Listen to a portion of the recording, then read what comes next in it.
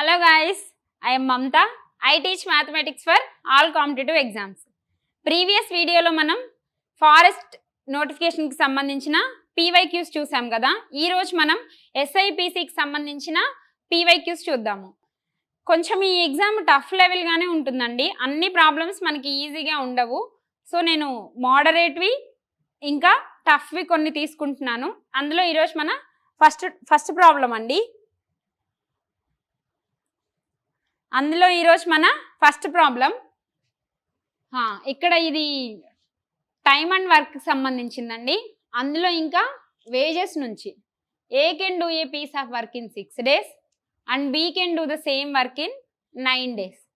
A and B along with the third person C can finish the work in 3 days. If the total wages of the work is 24,000, then the wages of C in rupees అడుగుతున్నాడండి. ఇక్కడ మనకి question ఏం అడుగుతున్నారంటే, తెలుగులో ఒకసారి చూస్తే మనం ఏ ఒక పనిని 6 రోజుల్లో చేయగలుగుతాడండి. ఏ అనేవాడు 6 daysలో కంప్లీట్ చేస్తాడంట. అదే పనిని బి 9 daysలో చేస్తాడంట. ఇప్పుడు ఏ బి ఇంకొకరు హెల్ప్ కూడా తీసుకున్నారంట. ఎవరు? విత్ సి 3 daysలో చేయగలుగుతారంట.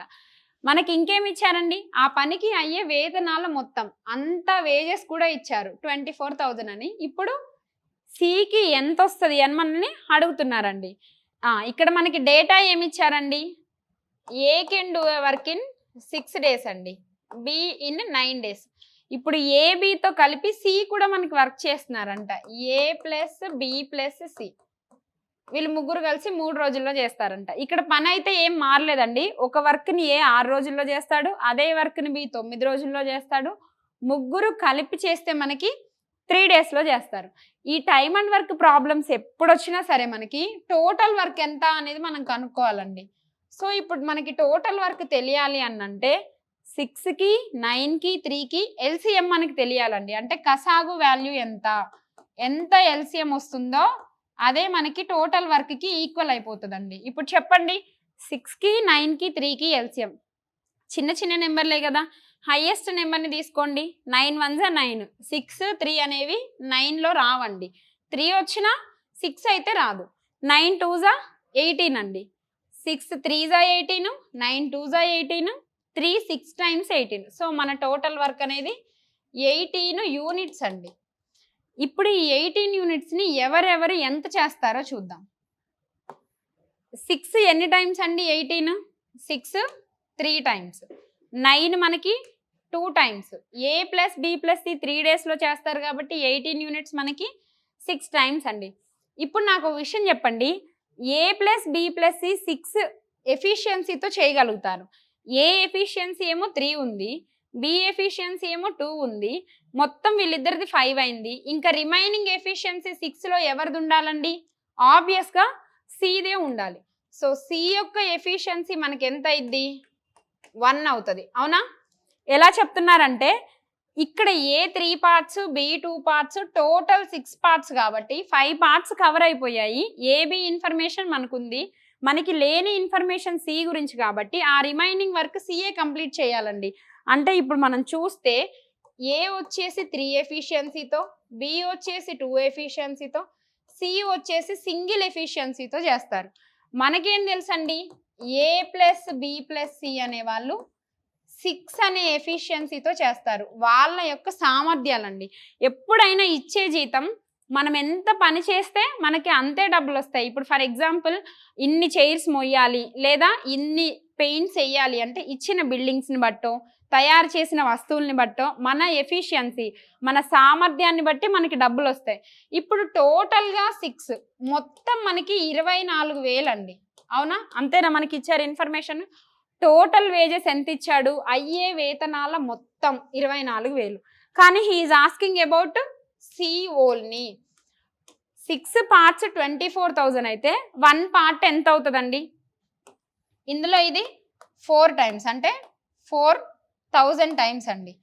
ఇక్కడ కూడా అంతే, 1 into 4,000 times.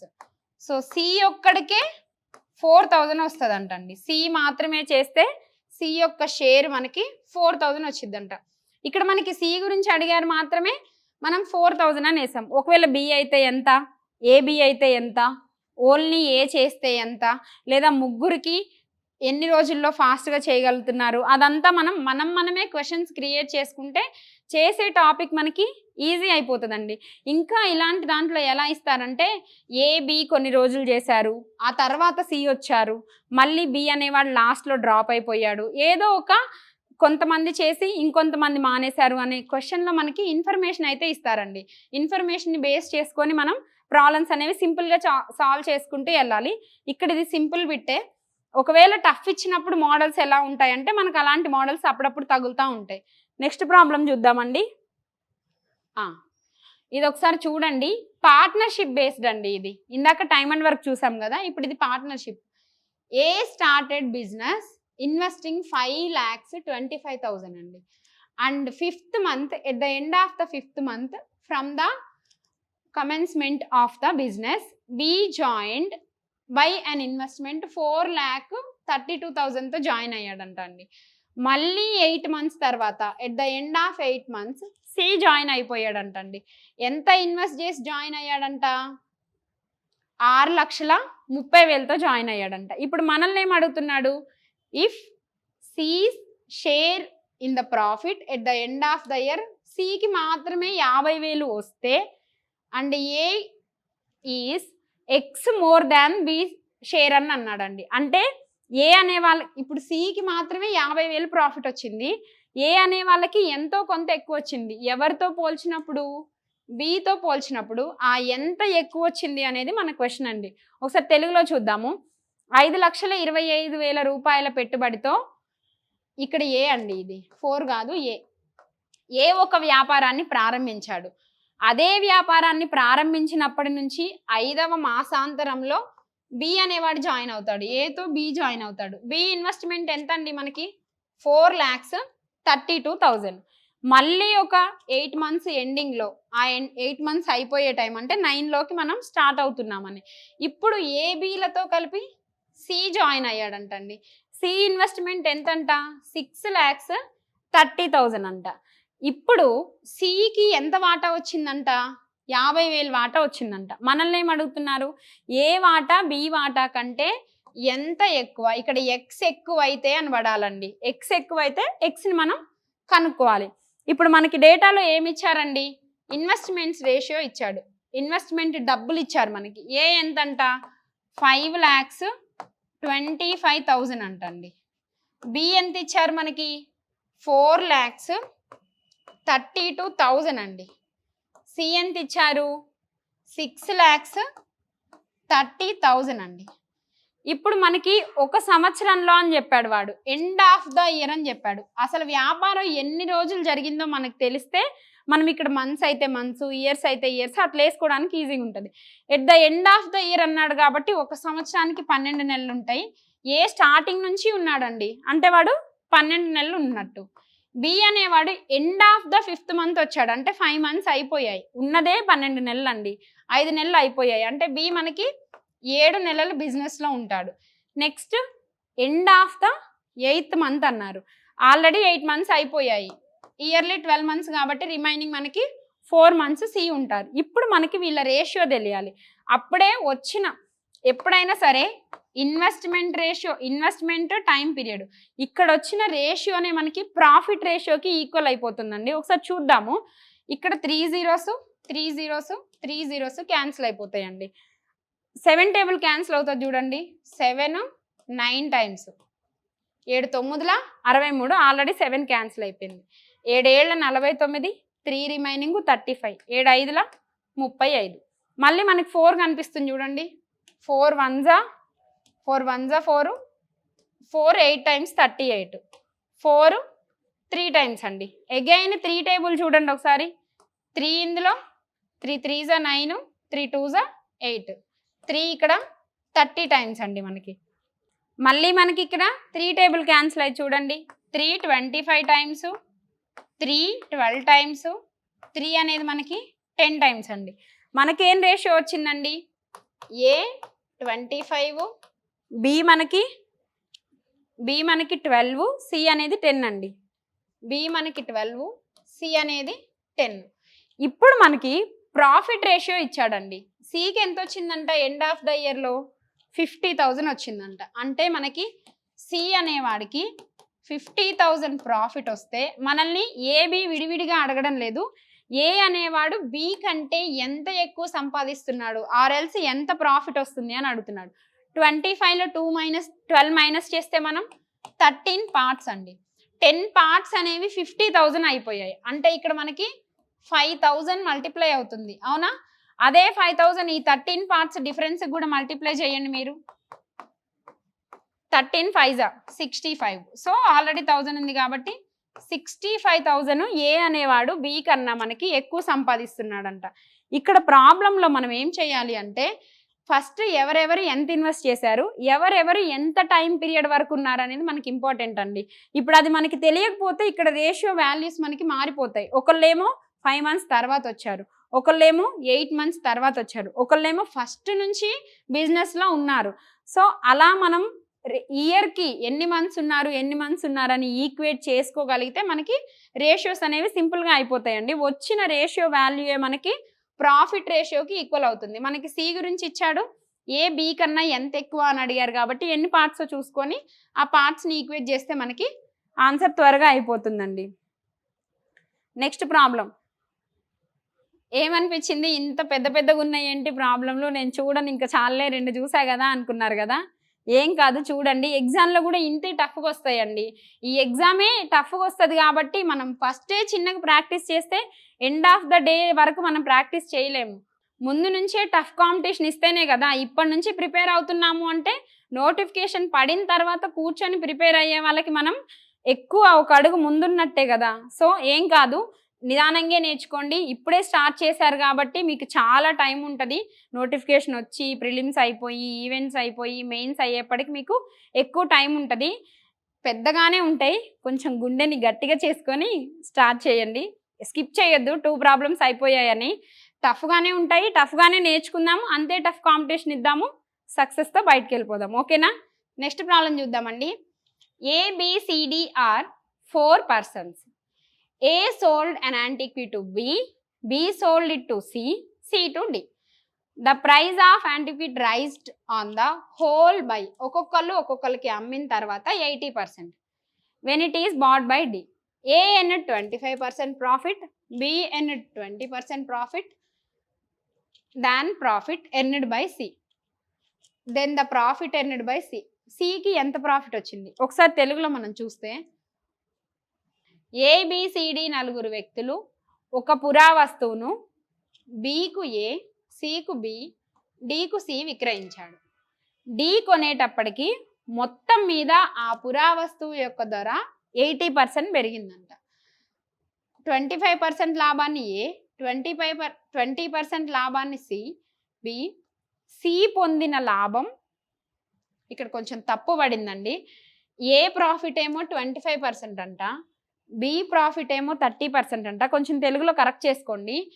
ఏ బికి అమ్మేటప్పటికి ఏకి 25% ప్రాఫిట్ వచ్చిందండి, బి సికి అమ్మేటప్పటికి బికి 20% ప్రాఫిట్ వచ్చిందంట. సి డికి అమ్మేటప్పుడు ఎంత ప్రాఫిట్ వచ్చింది అన్న మన క్వశ్చన్ అడుగుతున్నారు. అసలు ప్రాఫిట్ అండ్ లాస్ పక్కన పెడితే ఒక వస్తువు తయారయ్యి అది మార్కెట్లోకి వచ్చి అక్కడి నుంచి కొంచెం చిన్న షాప్లోకి, ఆ తర్వాత ఇంకో చిన్న షాప్లోకి, అలా ఒక చోట నుంచి ఒక చోటకి కస్టమర్ వరకు వచ్చేసరికి ఏమవుతుందండి, ఇనీషియల్గా ఉన్న ప్రైస్ నుంచి చివరి వరకు మన వరకు చేరుకోవడానికి ప్రైస్ అనేది ఇంక్రిమెంట్ అవుతుంది. ఇప్పుడు ఒక వ్యాపారి ఇంకో వ్యాపారికి అమ్మాడు, ఇంకో వ్యాపారి మూడో వ్యాపారికి అమ్మాడు, అలా ఒక మర్చెంట్ నుంచి ఇంకో మర్చెంట్కి వెళ్తున్నా కొంచెం ధర అనేది ఎంతో కొంత ఇంక్రీజ్ అవుతుందండి. ఇంక్రీజ్ అవ్వకుండా అయితే ఎవరు బిజినెస్ చేయరు, ఒకవేళ చేసిన వాళ్ళకి లాస్ వచ్చేసిద్ది. అలాంటి సిచ్యువేషన్ ఇక్కడ వచ్చింది చూడండి. ఏ అనేవాడు బికి ఒక వస్తువు అమ్మాడంట, ఇప్పుడు బి అనేవాడు సికి అమ్మాడంట, సి అనేవాడు డికి అమ్మాడంట.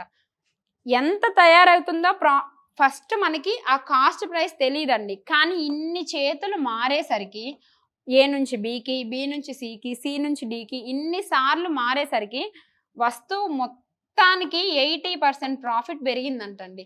ఇక్కడ నుంచి కొంత, ఇక్కడ నుంచి కొంత, ఇక్కడ నుంచి కొంత. అసలు నాకు ఏం తెలియదు కాబట్టి నేను వస్తువు యొక్క కాస్ట్ ప్రైస్ని 100 రూపీస్ అనుకుంటున్నానండి. అంటే ఏ నుంచి బికి, బి నుంచి సికి, సి నుంచి డికి అండి. ఇప్పుడు ఏ దగ్గర 100 రూపాయలు ఉంటే ఎవరెవరు ఎంత ప్రాఫిట్తో అమ్మారనే విషయం పక్కన పెడితే ఓవరాల్ ప్రాఫిట్ ఎంత వచ్చిందంటండి? 80% వచ్చిందంట. అవునా? 100లో 80% అంటే 80 రూపీస్ అండి. ఈ 100 ప్రాఫిట్ వచ్చిన 80 రూపీస్ ఓవరాల్గా మనకి డి వరకు వచ్చేసరికి ఒరిజినల్ కాస్ట్ ప్రైస్ కాస్త ఇది ఓల్డ్ అండి, న్యూ కాస్ట్ ప్రైస్ ఏమవ్వాలి మనకి? 180 రూపీస్ అవ్వాలి. ఓకేనా? ఇప్పుడు ఆ 100తోనే మనం స్టార్ట్ చేద్దాం. ఓవరాల్గా ఎంతవరకు ప్రొలాంగ్ అవుతుందో చూద్దాం. ఫస్ట్ మనకి ఏ అనేవాడు 25% ప్రాఫిట్తో బీకి అమ్మాడంటండి. బి 20%. ఏ దగ్గర 100 రూపాయలతోనే మనం స్టార్ట్ చేద్దాం. బి వరకు వచ్చేసరికి ఎంత ప్రాఫిట్తో అమ్మాడంట? 25% ప్రాఫిట్తో అమ్మాడంట. సో 100లో 25 అంటే 25%. 100 25%. బి వరకు వచ్చేసరికి ఆ వస్తువు యొక్క ధర 100 రూపాయలు కాస్త 125 రూపాయలు అయిందండి. ఇప్పుడు బి నుంచి సికి వెళ్తుంది కథ. బి నుంచి సి వరకు ఎంత ప్రాఫిట్ అంట? 20% అంట. ఇది ఏ, ఇది బి, ఇది సి అండి. ఇక్కడ 10% అంటే 125లో ఒక పాయింట్ దగ్గర మనం డాట్ వేసుకుంటే 10% అంటే 12.5 అండి. కానీ ఎంత ప్రాఫిట్ వచ్చిందంట బీకి? 20% వచ్చిందంట. 12.5ని డబల్ చేయండి, 12 24, 2 హాఫ్లో ఒక ఫుల్ అయిపోతుంది. సో 24 + 1 25 అండి. మీరు మీనింగ్ మార్చొద్దు, నేను మామూలుగా చెప్పాను. సో 125 25 ఓవరాల్గా ఎంత వస్తుందండి? సి వరకు వచ్చేసరికి 150 రూపీస్ వచ్చిద్దండి. ఇప్పుడు మనకి సి నుంచి డికి వెళ్తుంది, కానీ ఎంత ప్రాఫిట్తో వెళ్తుందో మనకు తెలీదు. మనం చేయాల్సింది కూడా ఎంతవరకు సి డికి అమ్మినప్పుడు ఎంత లాభం వస్తుంది అని అడిగాడు. మనకి స్టార్టింగ్ ప్రైస్ తెలుసు 100 రూపీస్. ఎండింగ్ ప్రైస్ ఎంత వచ్చిందండి? డి వరకు వచ్చేసరికి 180 రూపీస్కి వచ్చింది. అవునా? ఇప్పుడు సి దగ్గర 150 రూపాయల వస్తువు 180 రూపాయలకి అమ్ముతున్నాడు. వాడికి ఎంత లాభం వస్తుందండి? According to amount 30 rupees amount వస్తుంది. ఇప్పుడు ఈ 30 రూపీస్ అనేవి ఎక్కడి నుంచి వస్తున్నాయి? ఎవరికి అమ్ముతున్నారు? సి అనేవాళ్ళు డికి అమ్ముతున్నారు. సో సి ఏమో మనకి కాస్ట్ ప్రైస్ అయింది, డి ఏమో మనకి సెల్లింగ్ ప్రైస్ అయింది. ఎక్కడైనా అంతే అండి, ఇనీషియల్ చేసేవాడిది కాస్ట్ ప్రైస్ అయింది, ప్రొడక్ట్ని కొనుక్కున్న వాళ్ళది సెల్లింగ్ ప్రైస్ అయింది. ఒకవేళ బి సికి అమ్మితే ఇక్కడ ఇదే కాస్ట్ ప్రైస్ అయింది, మళ్ళీ సెకండ్ టైం సెల్లింగ్ ప్రైస్ అవ్వదు. ఎక్కడి నుంచి స్టార్ట్ అయితే అది కాస్ట్ ప్రైస్, ఎక్కడి వరకు వెళ్తే అది సెల్లింగ్ ప్రైస్ అండి. ఇప్పుడు వచ్చిన ప్రాఫిట్ ఎప్పుడైనా సరే మనం కాస్ట్ ప్రైస్ మీదే కౌంట్ చేయాలి. సో ఈ 30 అనేది 150లో ఎంత పర్సెంట్ అనేది మన క్వశ్చన్ అండి. 30 5 టైమ్స్ 5 ఇందులో 20. సో సి నుంచి డికి వెళ్ళేసరికి అతని ప్రాఫిట్ 20% అయిందంట అండి. సో మన ఆన్సర్ 20%. ఈ ఎంటైర్ క్వశ్చన్లో మనకు అర్థం కావాలి ఏంటి అంటే ఎజ్యూమ్ చేసుకోగలగాలి. అంటే ఇచ్చారు కదా ఏదో ఒక నెంబర్ వేసుకుందామంటే కుదరదు. ఖచ్చితంగా ఎప్పుడైనా ఒక ఈజీ నెంబర్ని తీసుకోవాలండి ఖచ్చితంగా. సో 100 అనేది అన్నిటికన్నా ఈజీ ఉంటుంది కాబట్టి నేను 100తో తీసుకున్నాను. వేరే ఇంకా ఏది తీసుకున్నా మనకి ప్రాబ్లం డిఫికల్టీ అయిపోయి ఎందుకు స్టార్ట్ చేసాము, ఎందుకు ఏం చేస్తున్నాము, అసలు ఎందుకు చెయ్యాలి, వదిలేసి వెళ్తే బాగుండు అనిపిస్తుంది ఎగ్జామ్లో. సో అలా చేయకుండా ఈజీగా మనకి 100 ఈజీగా ఉంటుంది కాబట్టి మనం 100తో స్టార్ట్ చేస్తే మన ప్రాబ్లం సింపుల్ అయిపోతుందండి. నెక్స్ట్ ప్రాబ్లం చూద్దామండి. Ages based. The present age of A is thrice the present age of B అండి. 5 years ago the age of A was square of the age of B. ఎప్పుడు? 5 years ago. Next, but 10 years hence the age of A will be twice the age of B at that time. Then the present age of A in years అడుగుతున్నాడండి. ఒకసారి మనం తెలుగులో చూస్తే ఏ యొక్క ప్రస్తుత వయసు B యొక్క ప్రస్తుత వయసుకు 3 రెట్లు. ఇదంతా ప్రజెంట్ గురించి, ప్రస్తుతం గురించి మాట్లాడుతున్నాడండి. నెక్స్ట్, 5 సంవత్సరాల క్రితం ఏ యొక్క వయసు అప్పటి బి వయసు యొక్క వర్గానికి సమానం. బికి ఎంత ఉంటుందో దాన్ని స్క్వేర్ చేస్తే ఏకి వచ్చిద్దంటండి. కానీ ఇప్పటి నుండి అంటే ఈ ఇప్పటి అనేది ప్రెజెంట్ అండి. ప్రెజెంట్ నుంచి అంటే ప్రస్తుతం నుంచి, మళ్ళీ 5 సంవత్సరాలు వెనక్కి వెళ్ళినాం కదా అని అక్కడితో కలుపుకోకూడదు. ఇప్పటి నుండి 10 సంవత్సరాల తర్వాత ఏ యొక్క వయసు అప్పటి బి వయసుకి 2 రెట్లు. అయితే ఏ వయసు ప్రస్తుతం ఎంత ఉంది, ఏ వయసు అని మనల్ని అడుగుతున్నాడు. ఒకసారి మనం డేటా చూస్తే A is thrice the present age of B. B ఎంతో నాకు తెలీదు, నేను ఎక్స్ అనుకుంటున్నానండి. ప్రజెంట్ థ్రైస్ అయింది అంటే 3x అంటే 3 రెట్లు పెరుగుతుంది. ఇంకోటి ఏమి ఇచ్చాడు, 5 years ago A is square the age of B అని అన్నాడు. ఇక్కడ 5 years ఎగో అండి, అంటే -5 years. A is square of B. A X అయితే 5 years క్రితం ఎక్స్ -5 అవునా. ఈ ఎక్స్ -5 ఇక్కడికి వచ్చేసరికి ఎక్స్ -5 హోల్ స్క్వేర్ అయిద్దండి. దీన్ని ఎలా ఇంకోలాగా రాయొచ్చు అంటే ఈ ఎక్స్ -5 హోల్ స్క్వేర్ అనేది 3x - 5కి కూడా ఈక్వల్ అవుతుంది. ఎందుకు అంటే ఇక్కడ ఎక్స్ -5 బి దానికి స్క్వేర్ అయింది. ఒకవేళ ఈ 3xే ఇందులో నుంచి 5 సంవత్సరాలు వెనక్కి వస్తే దీనికి సమానం అవ్వాలి. ఇంకోటి ఏమి ఇచ్చారండి, మనకి ఫ్యూచర్ ఇన్ఫర్మేషన్ ఇచ్చాడు. నెక్స్ట్ 10 yearsకి ఇచ్చాడు. ఏమి ఇచ్చాడు, the age of A will be twice the age of B అని ఇచ్చాడండి. అంటే ఇక్కడ రేషియో ఏమైద్ది 2:1 అవుతుందండి. లేదు ఇలా రాయొద్దు మేడం, మళ్ళీ ఎక్స్ లాగే రాద్దాము అని అంటే ఫస్ట్ మనకి 3x ఉంది, నెక్స్ట్ ఎక్స్ ఉంది. ఇది ఏ అండి, ఇది బి. ఇప్పుడు ఆఫ్టర్ 10 years ఇక్కడ చూడండి, మనకి 3x + 10 రాయొచ్చు, x + 10 రాయొచ్చు.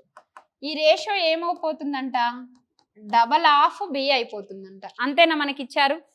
మనం బిఫోర్ 5 yearsకి కూడా కంపేర్ చేయొచ్చు. ఇక్కడ స్క్వేర్స్ ఉన్నాయి, కంపేర్ టు స్క్వేర్స్ అనేది మనకి సింపుల్ ఫామ్ ఈజీ అయిపోతుంది. ఒకసారి మనం సబ్స్టిట్యూట్ చేస్తే 3x/10 x/10 = 2/1 అండి. క్రాస్ మల్టిప్లై చేస్తే 3x + 10 = 2 times of x 2x, ఇక్కడ 2 times of 10 20 అండి. 3x పెద్దది కాబట్టి 2x నేను లెఫ్ట్ హ్యాండ్ సైడ్ తెచ్చేసుకుంటున్నాను. సో x = ఇక్కడ 10 మళ్ళీ రైట్ హ్యాండ్ సైడ్ వెళ్తే 20 - 10 10 అండి. ఇక్కడ మనకి 10 వచ్చింది. ఈ 10 అక్కడ మనం సబ్స్టిట్యూట్ చేస్తే మనకు కావాల్సింది ఎవరి వయసు అండి, ప్రస్తుతం ఏ వయసు. సో ఏ అనేది మనకి 3x పార్ట్స్ కాబట్టి ఓన్లీ ఏ గురించే 3 × x 10 వచ్చింది కాబట్టి ఏ ప్రస్తుతం 30 years ఉంటారంటండి. ఏ ప్రస్తుతం 30 years. సో వచ్చేసింది.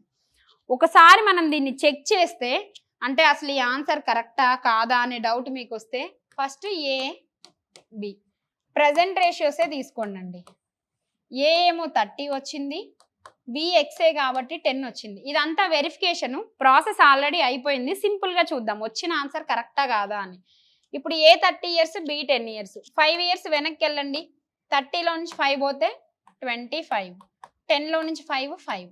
మనకి ఇచ్చిన ఇన్ఫర్మేషన్ ఏంటండి, 5 years బ్యాక్ ఈ బి ఏజ్ అనేది ఏ ఏజ్ దగ్గర స్క్వేర్ అయిపోతుంది అని చెప్పాడు. అంటే 5 square 25 సరిపోయింది. నెక్స్ట్ ఆఫ్టర్ 10 years అంటే ఈ 30 + 10 years ఎంత అండి, 40 years.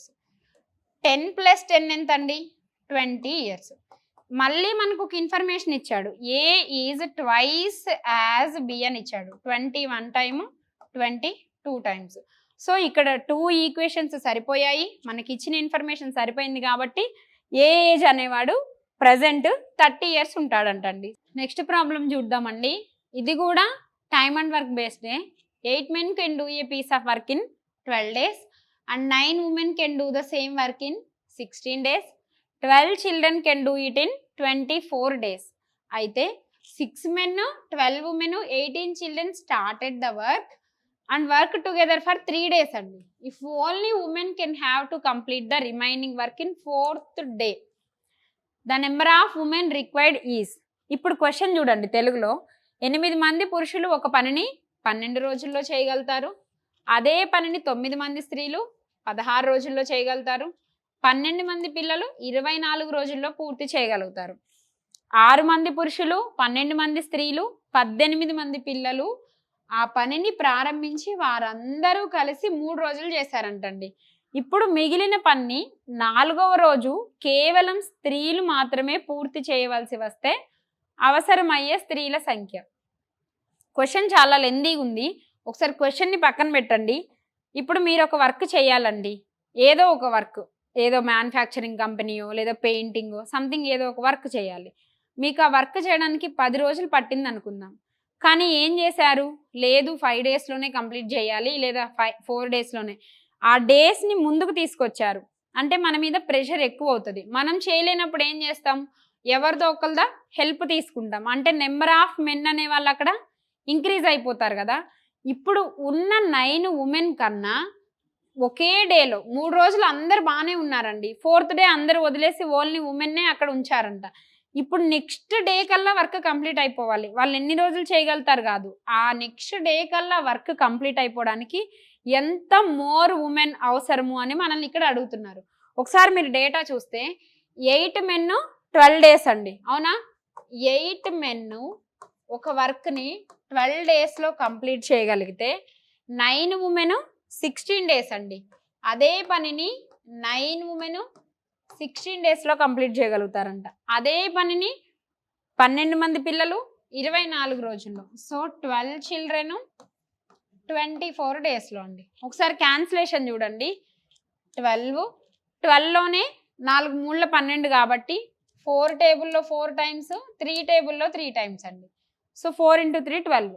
నెక్స్ట్ ఇక్కడ కూడా 12 మనకి క్యాన్సిల్ అయిపోతుంది. నెక్స్ట్ 4 టేబుల్ 4 టైమ్స్, 4 2 టైమ్స్ 8 అండి. 4 మనకి 6 టైమ్స్. సేమ్ ఇక్కడ మనకి ఏమొచ్చింది? మెన్ ఇంటూ 2 వచ్చిందండి. ఉమెన్ ఇంటూ 3 వచ్చింది.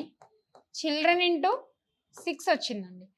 ఇది మన ఎఫిషియన్సీ కాదు, కానీ మనకి ఇక్కడ ఎఫిషియన్సీ కావాలి. ఎఫిషియన్సీ కావాలి అంటే ఇక్కడ లాజిక్ చెప్తా చూడండి. నేను బిని అంటే ఎం పక్కన ఎవరున్నారో ఆ నెంబర్ని క్లోజ్ చేసి మిగిలిన 2 నెంబర్లు మల్టిప్లై చేయండి. ఎం ఎఫిషియన్సీ మనకు వచ్చింది. సో ఎం దగ్గర 2 క్లోజ్ చేస్తే 3 × 6. అదే ఉమెన్ దగ్గర 3 క్లోజ్ చేస్తే 2 × 6. అదే చిల్డ్రన్ దగ్గర 6 క్లోజ్ చేస్తే 2 × 3 అండి మనకి. సో అన్ని చోట్ల 6 కామన్గా ఉంది కాబట్టి 6ని క్యాన్సిల్ చేసేయండి. మన ఎఫిషియన్సీ ఎంత వచ్చింది? మెన్కి, ఉమెన్కి, చిల్డ్రన్కి 3 టైమ్స్, 2 టైమ్స్, 1 టైమ్. 3:2:1 అండి. ఇప్పుడు ఒక్కొక్కళ్ళ ఎఫిషియన్సీ వచ్చిన తర్వాత అసలు టోటల్ వర్క్ ఎంత? ఎందులోనైనా సబ్స్టిట్యూట్ చేయండి. Either women or children or men ఎక్కడైనా సబ్స్టిట్యూట్ చేయండి. మీకు టోటల్ వర్క్ తెలుస్తుందండి. ఇప్పుడు మెన్ ఎఫిషియన్సీ ఎంత? 3 కదా. ఈ 3ని ఇక్కడ సబ్స్టిట్యూట్ చేయండి. మనకి టోటల్ వర్క్ ఎంతో తెలిసిద్దండి. సో ఎంతమంది మెన్ను?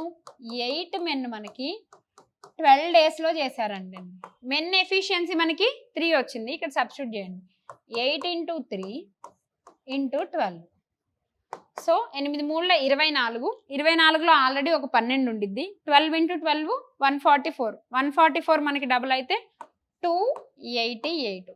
ఈ 288 యూనిట్స్ మన టోటల్ వర్క్ అండి. ఇప్పుడు ఎంతమంది ఉన్నా సరే ఈ 288 యూనిట్స్ కంప్లీట్ చేయడమే వాళ్ళ టార్గెట్. అసలు చూద్దాం ఎంతమంది ఎన్ని రోజులు చేశారు. 6 మెన్ 12 ఉమెన్ 18 చిల్డ్రన్ అండి. సో ఇక్కడ 6 మెన్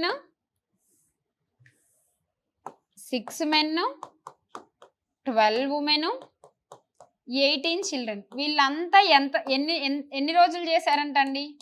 3 రోజులే చేశారంట. అసలు వర్క్ కంప్లీట్ అయిద్దా? అవ్వదు.